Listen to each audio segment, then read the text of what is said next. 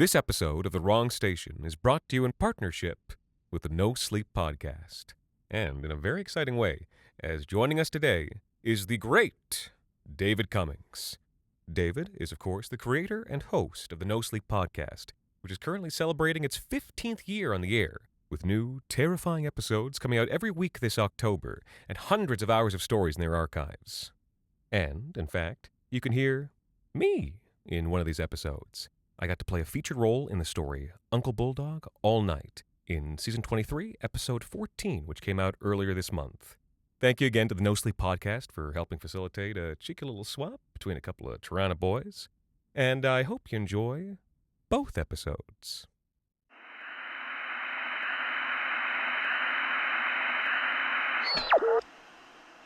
This October, The Wrong Station celebrates a decade of dread. You can read the show notes to discover terrible new ways to celebrate with us. Today's episode, Monster in the Closet, is written by Jacob Duarte Spiel and performed by David Cummings.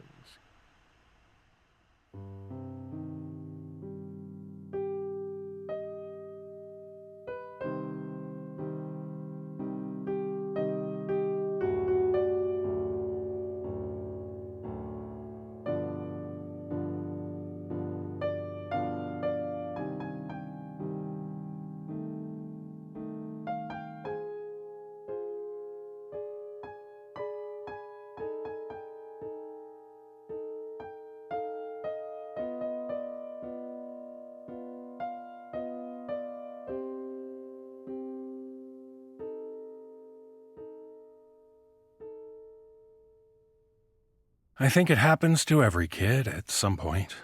Sometime between the ages of 3 and 8, you get really scared of some part of your home. For a lot of kids I knew, that place was the basement, especially if it was unfinished. I mean, I get it. I saw house centipedes the size of my arm in some of those basements. Sometimes an animal would get into the walls down there and you could hear it scratching around.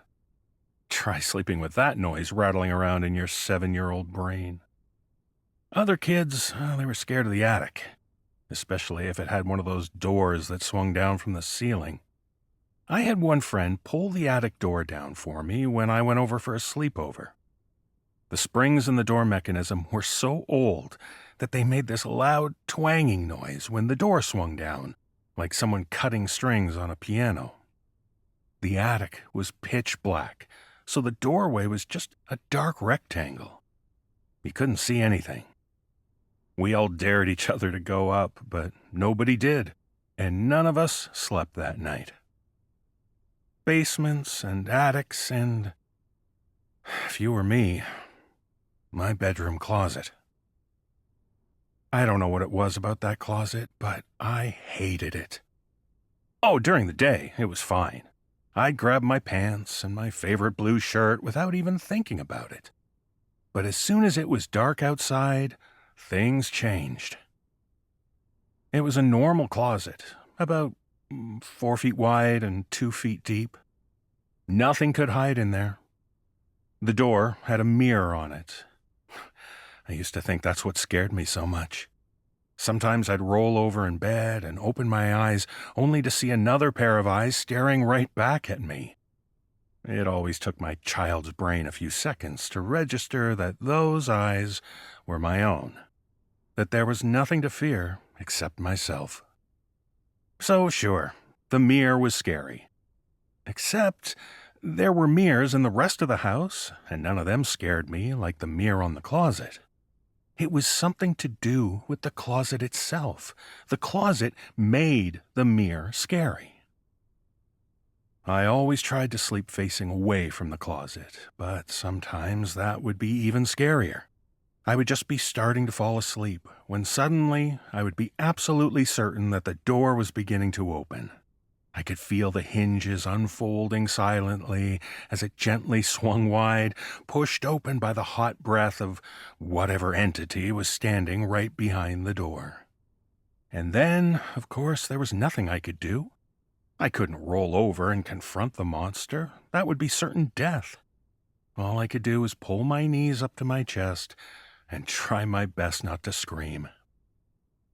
Facing the closet was no better. How could I close my eyes when I knew the moment I did would be the moment the thing inside would take its chance to escape? Even as a kid, I kind of knew I was being silly. I think a lot of kids know certain fears are silly. So I tried to ignore it, to reason my way out of the fear. It felt too stupid to bring to an adult. It was my problem, my responsibility. I took matters into my own hands. I put a chair against the closet door. I tied the door shut. One night, I even tried sleeping in the closet to conquer my fear. That was probably the most terrifying night of my life. Obviously, none of this worked. My dad was a good guy. He always had a project on the go, loved working on our house. I think he mostly loved understanding the world. It wasn't just about fixing drywall. It was about getting into the guts of the house and learning how it worked. A guy like that, he's the sort of guy to figure out that something was wrong. I don't know, maybe it was because I kept falling asleep in my cereal. Maybe it was the chair and rope in my room. He wasn't sure what was going on, but he kept an eye on me. They say good parenting is art and science, observation and creativity. It was rare to see that kind of care when I was in foster homes. Anytime things got really bad, I would go to my room and imagine what my dad would say. Ironically, the rooms in the foster homes felt safer to me. They were too small to have closets. Eventually, my dad figured out I was avoiding the closet, and slowly, he got me to talk about it.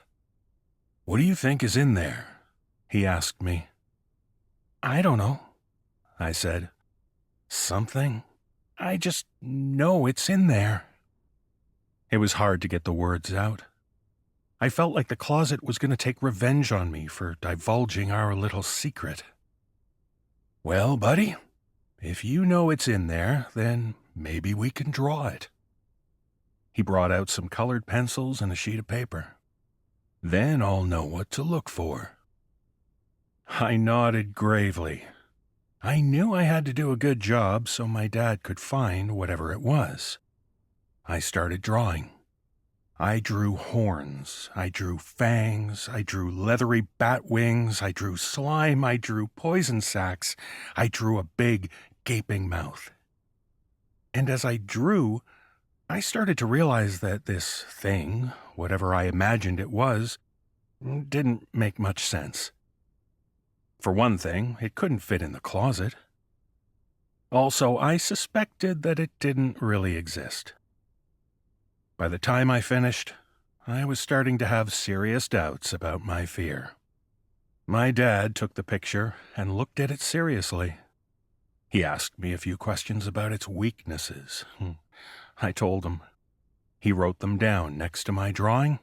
Then he folded it up and put it in his pocket. "Okay," he said. "I'll keep an eye out for him." And that was that. I stopped being scared of the closet. For a while. A couple years later, investigators used traffic cameras and a cell phone trace to get a search warrant for our home. Inside the living room wall, they found mummified human remains. They found more remains in the ceiling, some under concrete in the basement, a ton in the backyard. There was even a body behind the kitchen cabinets, covered in desiccant powder. He'd been lowering them into the walls from the attic, sliding them in between the drywall and the outer wall. He'd kept the bodies out of the walls in my room. The lawyer said that was probably so I wouldn't accidentally find them. Kids, you know. One second they're jumping on the bed, and the next they've kicked through the drywall. They arrested my dad on 26 counts of murder. I went to foster care. He went to prison. They kept me out of the courtroom as much as they could. I didn't even take the stand. It's not like I knew anything about the case. People don't always believe me when I say that, but I really didn't. I never saw him without a dozen other people present. I couldn't speak to him privately. I just remember his eyes glancing over at me, an expression that was hard to read. Humiliation, guilt, fear, and everything else a man experiences as he feels the trap slowly snapping shut. I had questions for him. Who wouldn't have questions? But what kind of answers could anyone give me? I had to swallow them up, pretend they weren't real, pretend I didn't need to know all the things I needed to know. The questions built up and then broke down as I digested them. They became a part of my body. Every step was a question, every turn of the head, every flex of my fingers. I lost the words to describe what I wanted to ask. They became subconscious, the foundation of all my thoughts. And, day by day, my life continued. When I turned 18, Dad started to send me letters from prison. Maybe he'd been sending them all along, but they weren't being passed on to me. A few times a month, I'd come home to a chunky envelope stamped with the official correctional officer seal. The letter inside was typed by someone in the mailroom, working off my dad's handwriting. I opened them, but I could never read them. I'm not sure how he got my address. I never replied, and the letters stopped after a decade. I think he decided I wasn't reading them, that I never would.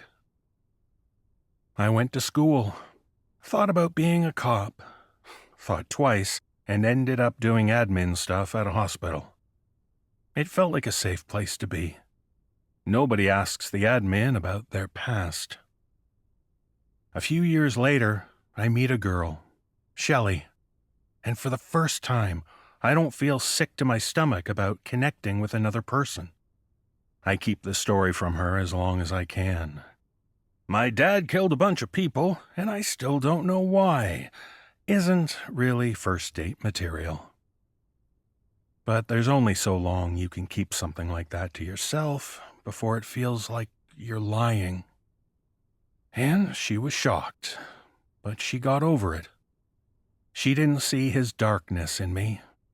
She was the first person I believed when she said it wasn't my fault. We got married. She went from girlfriend to life partner. I was putting together a world that made sense to me, replacing the rotten foundation. But then something happened. Shelley got pregnant. And then I just needed to know. I needed to know I was going to be there for my kid.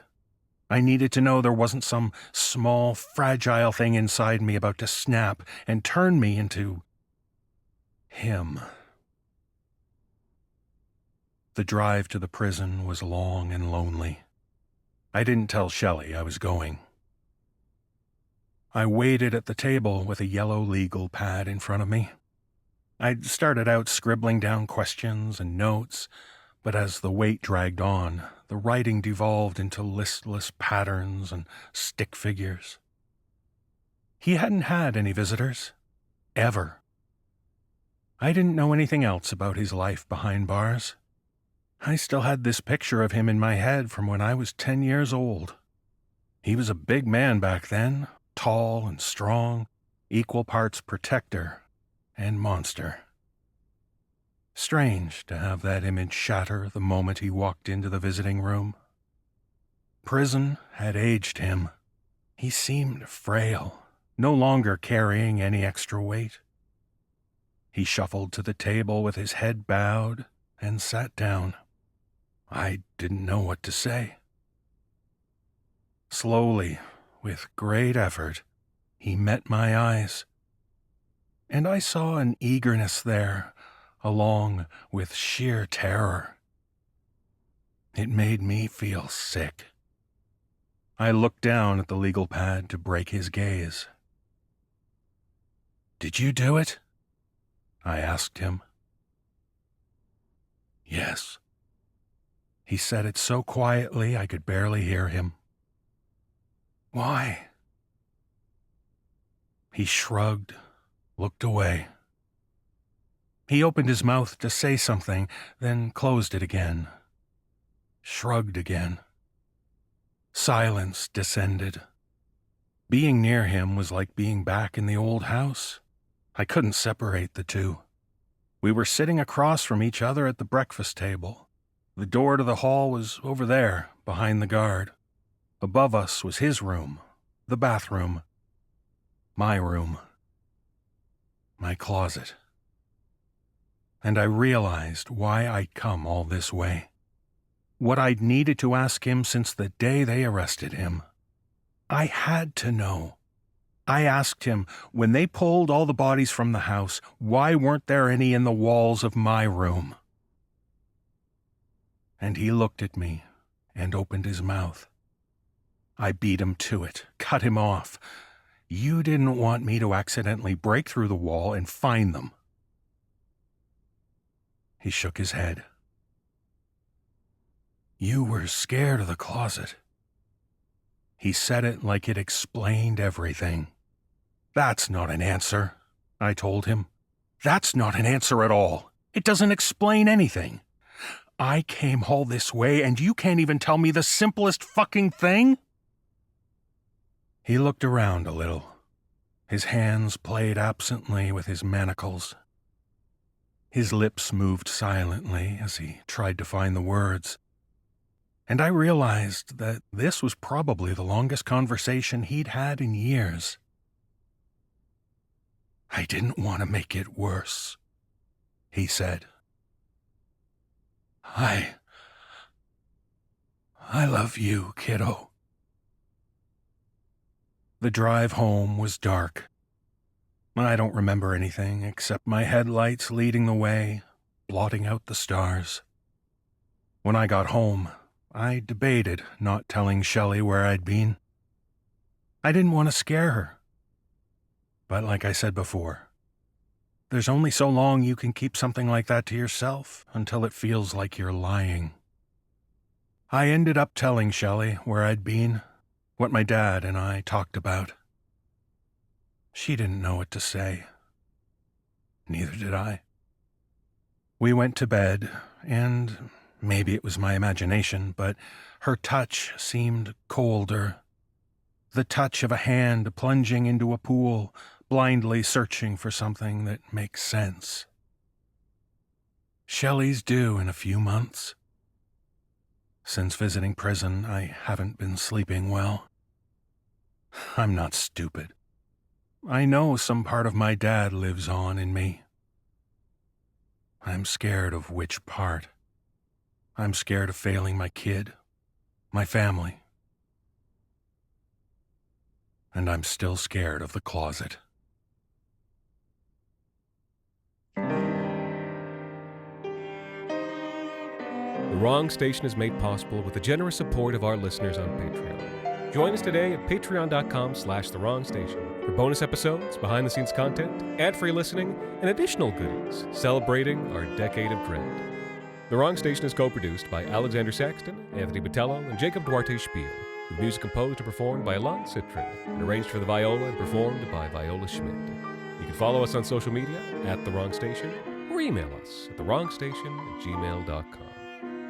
And until next time, thank you for listening.